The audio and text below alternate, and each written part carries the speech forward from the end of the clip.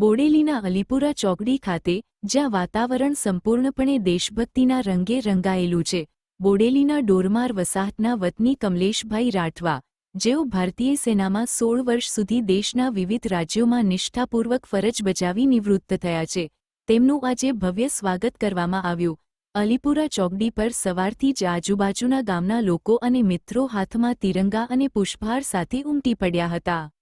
તમે જોઈ શકો છો કે ડીજેના તાલે ગુંજતા દેશભક્તિના ગીતો અને બાઇક કારના વિશાળ કાફલા સાથે આ જવાનને તેમના ગામ ડોરમાર વસાહત સુધી લઈ જવામાં આવી રહ્યા છે। આખું બોડેલી જાણે આજે કોઈ ઉત્સવ મનાવી રહ્યું હોય તેમ રસ્તામાં ઠેર ઠેર લોકો પુષ્પવર્ષા કરી રહ્યા છે। મહત્વની વાત એ છે કે નિવૃત્ત જવાન કમલેશભાઈએ અહીં ઉપસ્થિત યુવાનોને પ્રેરણા આપતા જણાવ્યું કે તેઓ માત્ર નિવૃત્ત થયા છે, થાક્યા નથી।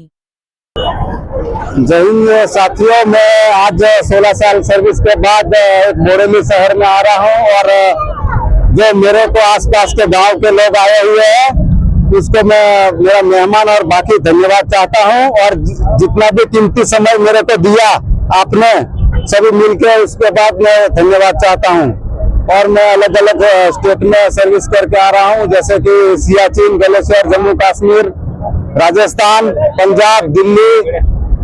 तो मेरे को ऐसा लग रहा है कि मैं बहुत खुशी हो रहा है, लेकिन आने वाले समय में जो कि मेरे को देख रहा है 15 to 21 जो योजना जवानों ने, कि मैं एक ये नहीं कर रहा हूं, लेकिन आगे के लिए मैं प्रेरणा कर रहा हूं कि मेरे से भी आगे बढ़ो आप, तो उसको मैं आगे सपोर्ट कर सकता हूं।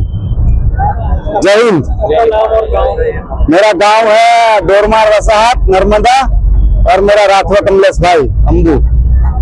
जय हिंद।